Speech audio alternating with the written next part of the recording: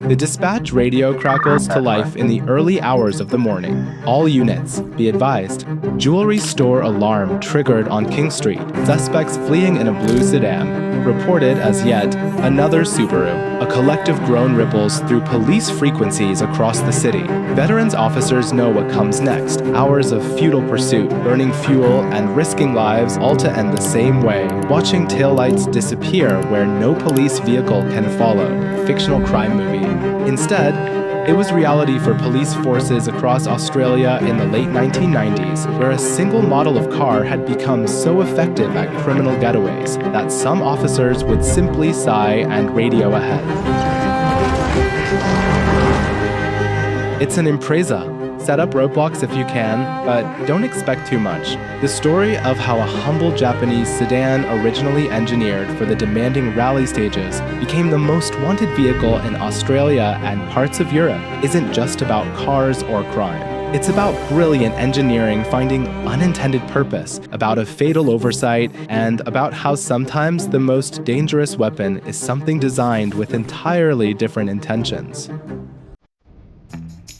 Subaru's Impreza began life innocently enough in 1992, a compact family sedan with optional all-wheel drive for navigating slippery winter roads. Reliable? Certainly. Revolutionary? Hardly. But there was another version, one aimed at enthusiasts, that added 3 critical letters to its badge, WRX. World Rally Experimental. The standard Impreza was designed to be sensible. Automotive journalist Peter Lyon once noted, the WRX, however, was designed to dominate. Beneath its unassuming sheet metal lay the soul of a competition machine. The aluminum block featured a closed-deck design for stability under pressure, including 4 camshafts instead of 2, oil squirters cooling the undersides of the pistons, a single turbocharger providing 0.8 bar of boost pressure, all engineered to run on regular pump fuel while passing emissions tests. But the true magic wasn't just in the engine, it was in the chassis. The permanent 4-wheel drive system with viscous coupling limited slip differentials meant this modest-looking sedan could corner with supernatural precision, finding grip where physics suggested none should exist. When I first drove an early WRX, it felt like cheating. You could enter corners at speeds that would send other cars into the scenery, but the Subaru? It would just comply. This was the car that Subaru Technica International and the engineering firm ProDrive transformed into a World Rally Championship contender. Wrapped in the iconic blue and yellow livery of State Express 555, it would dominate the rally world through the mid-1990s, with Colin McRae securing the driver's title and Subaru clinching manufacturer honors. The street version, a homologated shadow of its competition sibling, became an instant icon among enthusiasts. But what Subaru couldn't possibly know was that they had created something entirely different. They have accidentally created the perfect getaway car.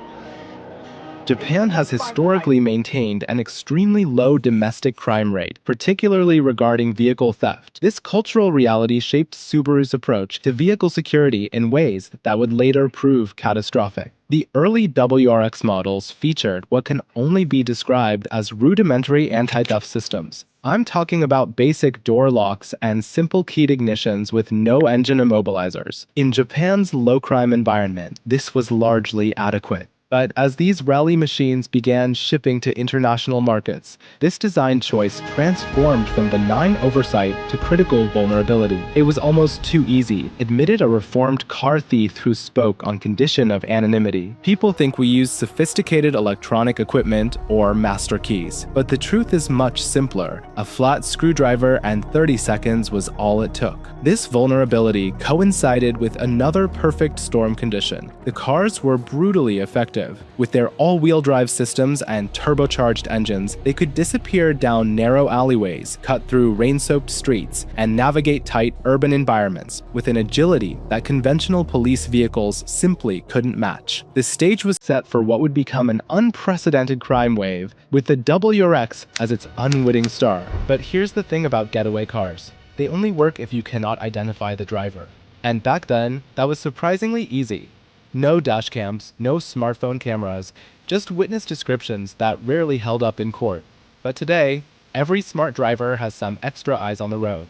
just like these dash cams from Vantru that I have been testing recently. The E1 Pro is literally the size of a coin, but captures crystal clear 4K footage that can read license plates at highway speeds. And Vantru's newer model, the N4 Pro, has a triple camera system, featuring front, inside, and rear cameras.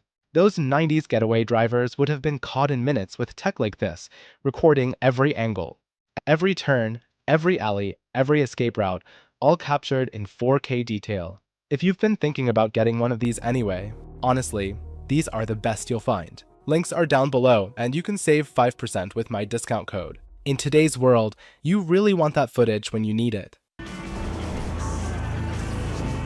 When the first wave of ram raids began in Sydney, police initially weren't sure what they were facing. Security footage, however, would show the same pattern. A blue sedan would back through jewelry store windows or shopping center fronts at precise angles, allowing thieves to grab merchandise worth hundreds of thousands of dollars before disappearing into the night. We'd hear the call come through the radio, recalls former New South Wales police officer James Harrington. Another ram raid, another Impreza. You'd feel your heart sink, because you knew exactly how it would end, with an empty road and no suspects. Police pursuit vehicles, even those with V8 engines and significantly more horsepower, found themselves hopelessly outmatched once the streets narrowed or the roads began to wind. What these cars lacked in straight-line speed, they more than compensated for with agility and all-weather capability. But this story doesn't end just here, because one night in 1998, a police helicopter managed to track a stolen Impreza through Sydney's suburbs for nearly an hour. The pursuing ground units had to change 3 times as the Impreza crossed jurisdictional boundaries. Each time, the result was the same.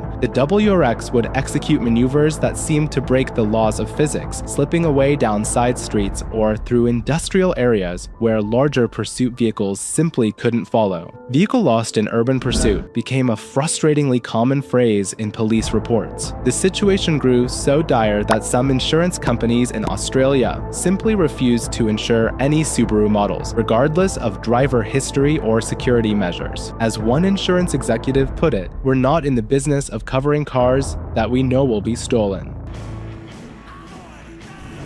But the problem wasn't just confined to Australia. Across the globe in the United Kingdom, a parallel crisis was unfolding with both the Impreza Turbo 2000, as the WRX was known there, and its rival, the Mitsubishi Lancer Evolution. And on March 25th that same year, we would see perhaps the most audacious demonstration of these cars' capabilities. 6 thieves executed a precisely timed raid on a cash-and-carry warehouse in Basingstoke, England. Their getaway vehicles, a stolen Lancer Evolution 6 and a Subaru Impreza Turbo. What followed was a pursuit of unprecedented scale, eventually involving 4 separate police forces, 3 helicopters, and spanning over 200 kilometers of British roads. Even at speeds approaching 240 kilometers per hour, we couldn't close the gap. One officer involved in the chase later reported, "These weren't just fast cars. They were purpose-built rally machines being driven by people who knew exactly what they were doing."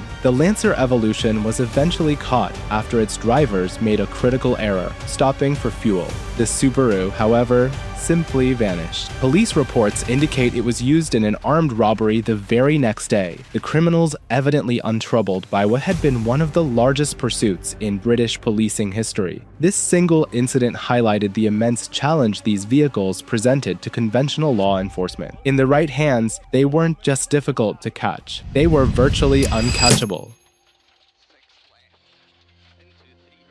The New South Wales Police, now faced with an epidemic they couldn't control, made a strategic decision. If you can't beat the criminals, just join them. Shortly after, 3 Subaru WRXs were purchased and converted into highway patrol vehicles. Simultaneously, Subaru found itself in a desperate scramble to protect its reputation. The company that had probably built its image on reliability and safety now faced the uncomfortable reality that their performance flagship had become synonymous with crime across multiple continents. Urgent collaborations with various organizations regulations led to enhanced security measures. Dealerships began retrofitting their cars with keypad immobilizers, and by 2003, new models featured so-called data dots. These are microscopic markers etched with the vehicle's identification number and applied throughout the car, making stolen vehicles and parts easier to trace. "We were in a technological arms race against people misusing our product," admitted one former Subaru executive who requested anonymity. "Every security measure we implemented would be countered within months." Despite these efforts, the fundamental attributes that made the WRX perfect for illicit activities remained unchanged. Each new generation became more powerful and more capable. The car continued to evolve, but so did the methods of those determined to exploit its capabilities.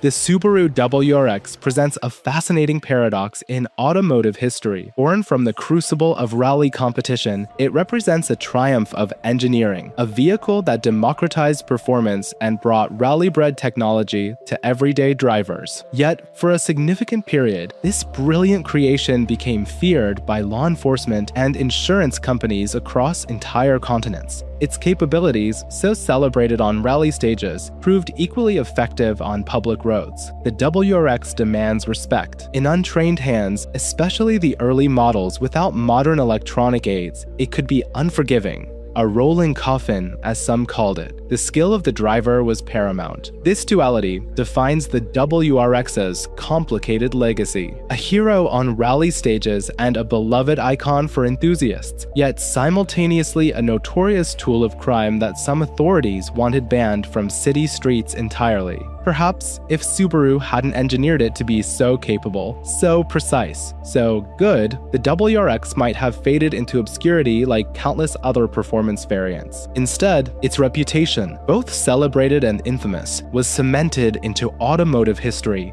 Long after the security flaws were addressed and the Ram Raid era faded, the mystique remained, because in 2017, the film Baby Driver would introduce a new generation to the WRX's capabilities through an iconic chase sequence, though by then its reputation had largely shifted from notorious to legendary. The humble sedan from Subaru, designed to conquer rally stages, had instead conquered something far more unexpected. In doing so, it earned a unique place in automotive history as perhaps the only production car ever to be wanted, in every sense of the word, by an entire continent. But one thing is for sure, somewhere in the world tonight, that distinctive boxer rumble still turns heads, and drivers of a certain age still instinctively check their rearview mirrors, wondering if their car might be one that got away.